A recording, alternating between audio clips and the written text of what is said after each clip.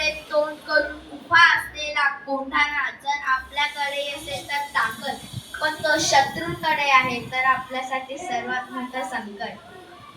आम्ही जाणून आहोत आऊसाहेब, कोंढाणा गेल्यापासून स्वराज्याचा एक हात निखळल्यासारखा झाला आहे.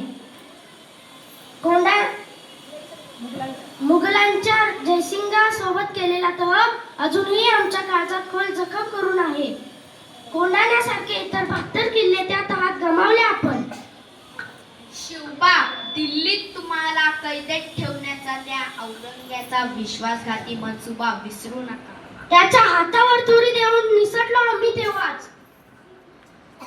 कोंढाणा स्वराज्यात परत आणावा लागेल शिवबा. सह्याद्री धोक्यातून बाहेर काढावी लागेल. आम्ही तातडीने हालचाली करू.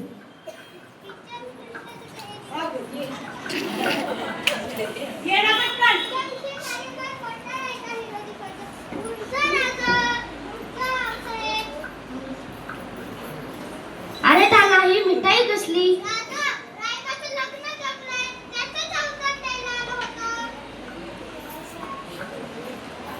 वा वा, ऐकलं का आऊसाहेब? आमचा बालपणीचा सवंगडी आता वरबाप होणार. सह्याद्रीच्या धबधब्याला लाज वाटावी असा आनंद ओसांडून वाहतोय. मग वरबाप, कुठवर आलीये तयारी?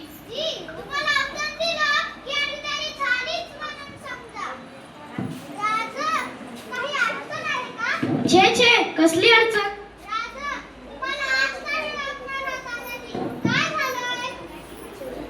अरे ताना, ते आपल्या घरी एक कार्य आहे, ते झालं की मग बोलू आपण.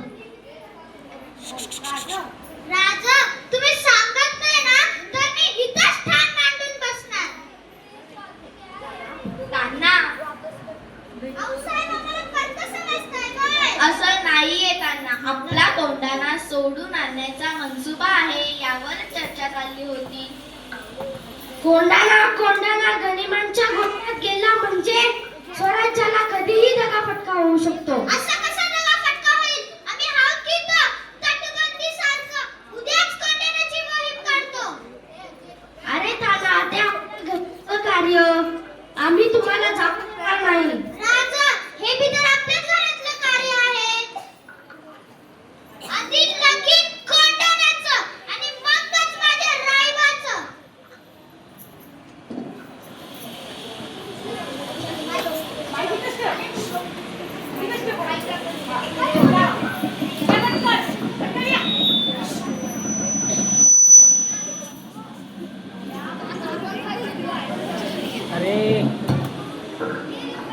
आपल्याला काय बी करून आधी कल्याण दरवाजा गाठायला पाहिजे.